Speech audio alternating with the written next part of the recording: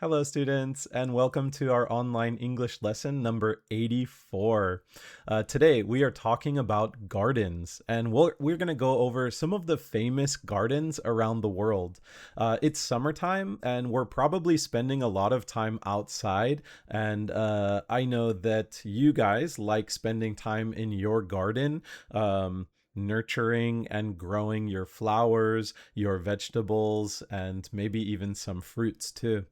So today we're going to be talking about these kind of really big, famous gardens that many tourists come and visit. And we'll also talk a little bit about those smaller gardens in people's yards. So let's get started. Today's lesson is called Gardens Around the World. For thousands of years, people have created gardens to enjoy nature and make beautiful places. Some gardens are small enough to fit behind a family home, while others cover enormous areas. A few have become famous around the world because of their beauty or their connection to history. When we visit a great garden, we are seeing more than flowers and trees. We are also seeing something about the people and culture that created it. One of the oldest famous gardens in history is the Hanging Gardens of Babylon. They are believed to have existed more than 2,000 years ago in ancient Mesopotamia. According to ancient writers, the gardens were built on large terraces filled with trees and plants. Babylon was located in a very hot and dry region, so a huge garden filled with green plants would have been an extraordinary sight. There is one mystery, however. Historians have never found clear evidence that the gardens actually existed. Some believe they were real, while others think ancient writers may have been confusing Babylon with another city. The Hanging Gardens remain one of history's most interesting mysteries. Many centuries later, the gardens of Versailles became famous for a very different reason. The Palace of Versailles was home to French kings, including Louis XIV. The gardens were designed to show the power of the king and the wealth of France. There were enormous plants and forests with long paths stretching into the distance. Fountains were placed throughout the grounds, and gardeners worked constantly to keep everything looking perfect. Louis XIV enjoyed his gardens so much that he wrote a guide explaining how visitors should see them. He wanted people to experience the gardens in a very particular order. Even today, visitors can walk along many of the same paths. It is easy to imagine the king and his guests enjoying the gardens hundreds of years ago. England has another famous garden with a very different purpose. Kew Gardens in London began as a royal garden in the 18th century. Over time, it became one of the world's most important botanical gardens. A botanical garden collects plants from different parts of the world so they can be studied and protected. Scientists at Kew have worked with plants from many countries, making the garden important to the study of plant life. Japan has its own long tradition of creating beautiful gardens. Japanese gardens often give visitors a feeling of calm. Instead of filling every space with plants, designers may leave areas empty. A carefully placed rock or tree can become an important part of the view. Water is also often used to create movement and reflection. One famous example is Kenro Koen in Kanazawa. The garden was developed over many generations by the Maeda family, who ruled the region. Its name refers to six qualities that were traditionally considered important in a beautiful garden. Kenno Koen changes with the seasons, which is one of the greatest attractions. In spring, visitors can enjoy cherry blossoms. In autumn, colorful leaves create a completely different landscape. There is another remarkable garden in Canada with a very different story. The Bouchart Gardens in British Columbia were created from an old limestone quarry.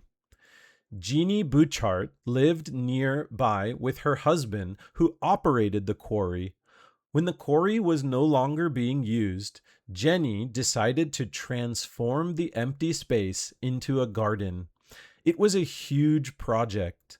Soil had to be brought into the quarry, and workers slowly covered the damaged ground with earth. Over time, flowers and trees replaced the industrial landscape.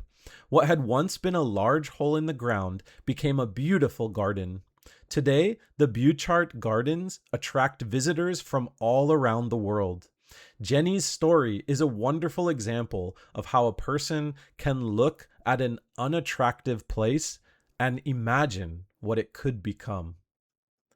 Gardens have also played an important role during difficult times.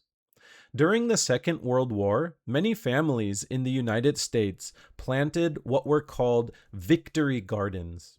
Food was sometimes difficult to obtain, so people were encouraged to grow vegetables at home. Children could help their parents plant seeds and care for vegetables. For many families, gardening became a useful activity that also gave them something positive to focus on during an uncertain period. One interesting thing about gardens is that different cultures have different ideas about beauty. The gardens of Versailles were designed to look carefully controlled and impressive. Japanese gardens often use simplicity to create a feeling of peace. English gardens have developed their own traditions, sometimes giving the impression that flowers and plants have grown naturally. Despite these differences, people everywhere seem to enjoy spending time among plants. A garden gives us an opportunity to slow down. We can sit quietly and notice the changing seasons, or watch insects moving among the flowers. For many people, gardening is also a way to remember someone.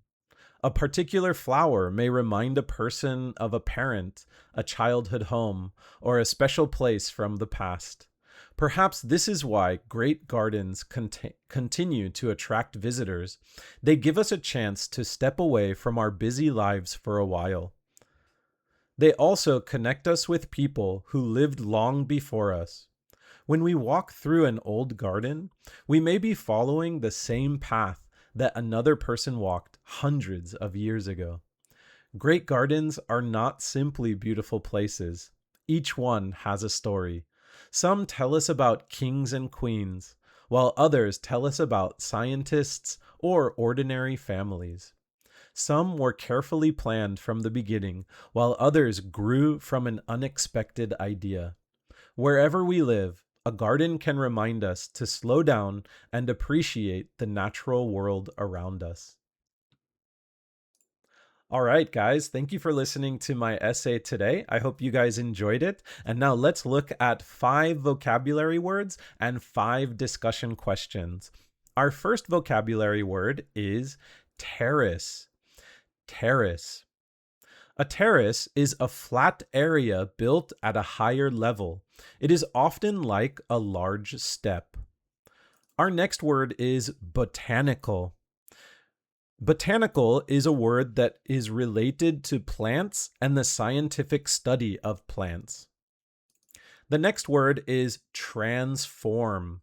To change something greatly so that it becomes something new, like a caterpillar into a butterfly. The caterpillar transforms into a butterfly.